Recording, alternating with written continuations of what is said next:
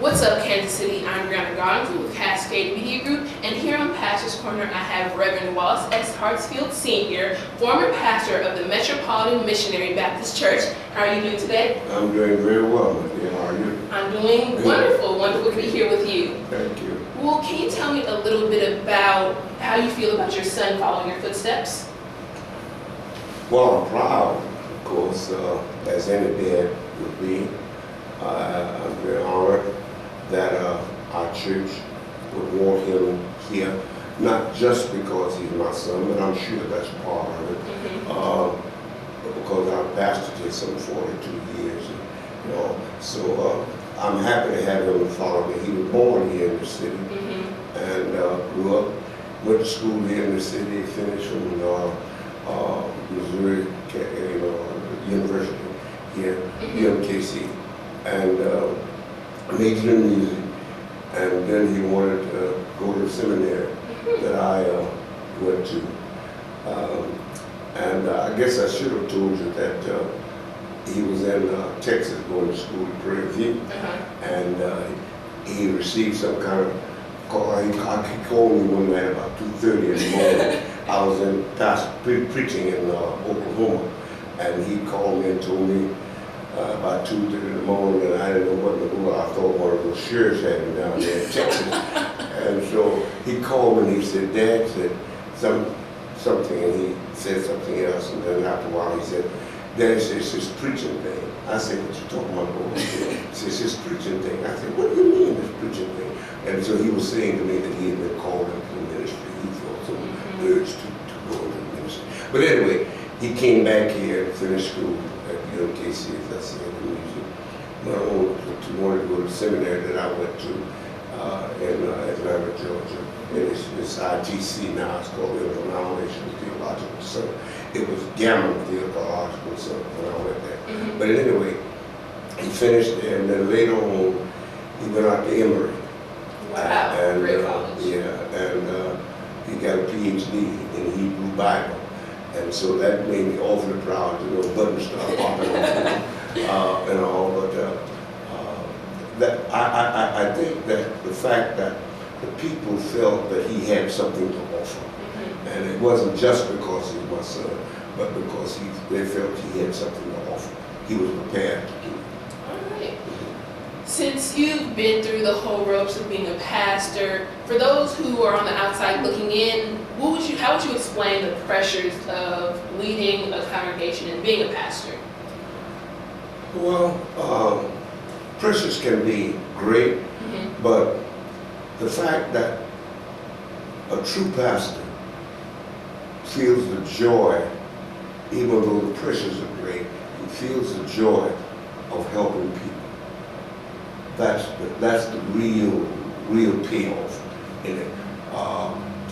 You come to learn that you can't help everybody. You try, you want to, but it's impossible. Physically impossible to help everybody. So, but every time you help one person, you get a symbolic thing of being helping so many people.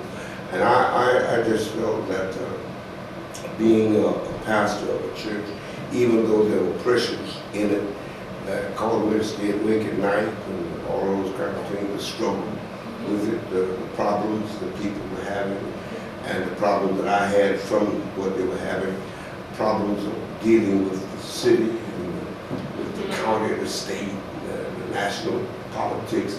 And of course, when I was pastor, like that racism was far, far more, well, I don't know what I said, because I think it just died. And we came to the top in terms of immigration. But I don't think the hate was just like still there. And now today, we see it rising all over our nation again. But to just be able to help people through those kinds of things, to deal with those situations, to keep people from making wrong choices, bad choices. And of course, young people, it wasn't as great as it is today, seeing all of the young people being killed and that kind of thing. It hurts. It just hurts. but to see that their reaction to so much is happening in their communities. So it's problematic. It's hard to tell you that the problems and the pressures, but the joy of being able to help in some sort of situation. From what you're telling me, your pastoral duties don't just end on Sunday. No. So could you tell the viewers what the typical week for a pastor is like? Well, the typical week, of course, is dealing with people who lost loved ones. Yeah. The grief part of it, trying to say to them how to handle it and to deal with it. The thing of visiting the sick, people in the hospitals and that kind of thing, who linger between life and death and hope there, is to deal with that, to give hope and believe that they're going to get better. That's a part of it. Dealing with counseling in terms of people who are going to get married, talking with them about how to deal with marriage and those kinds of things, the counseling situation. Also, just regular counseling situations of people who are having problems and trying to deal with what steps do they take, which is the best way for them to go. Problematic of the political pressures that we have all the time, dealing with the police pressure. When I was coming along and pastoring my first part, police pressure was awfully cruel, awfully mean. But dealing with people who had the results of those kinds of things. And then, of course, trying to prepare a message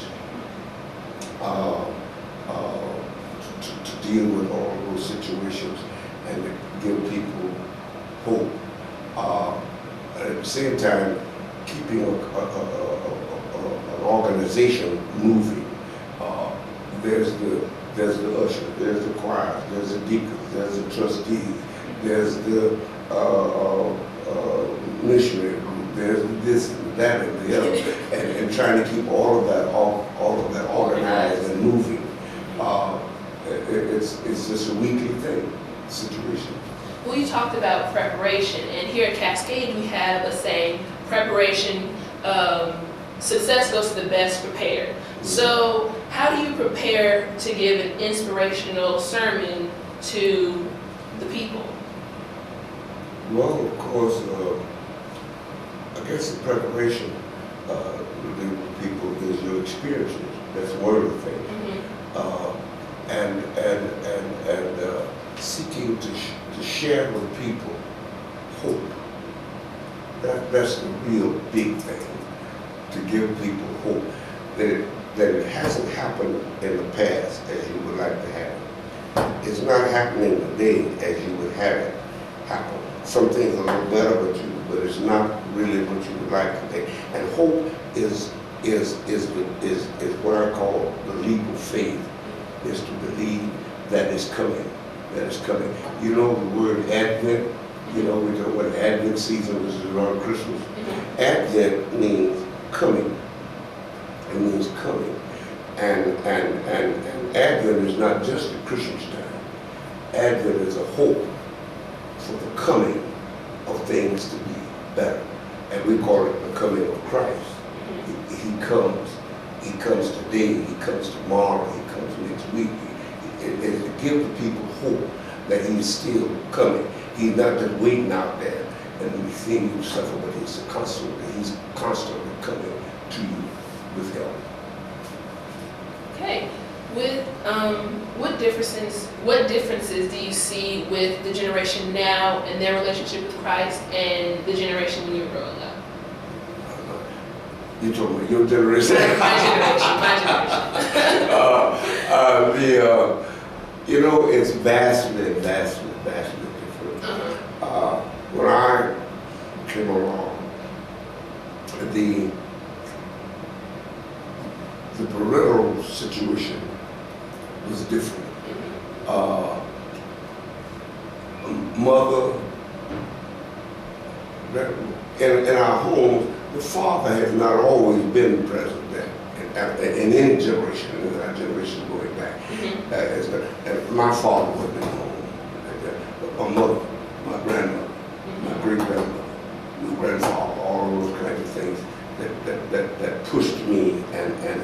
guiding me and counseling me. Today, in the young people, I don't see that. I don't see that at home with the love and that's around them. Of course, the mother is trying to work and make ends meet. The father mostly is not there, and the children actually. I think that the whole gang idea comes from the fact of kids looking for friendship, wanting for some place to be, wanting someone to love them, and a community they can deal with. And that's because it's the absence of the home life, I believe.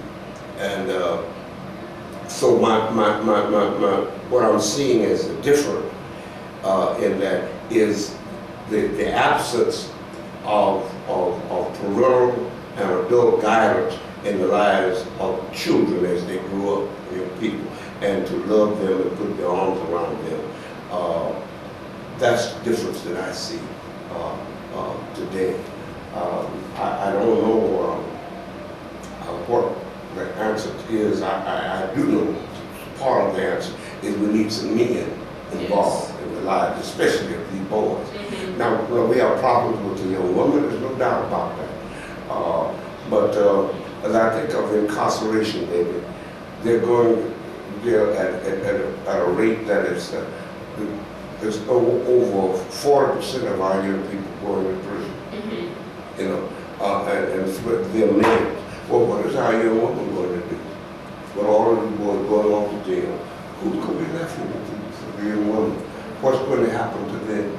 These are the things that trouble me.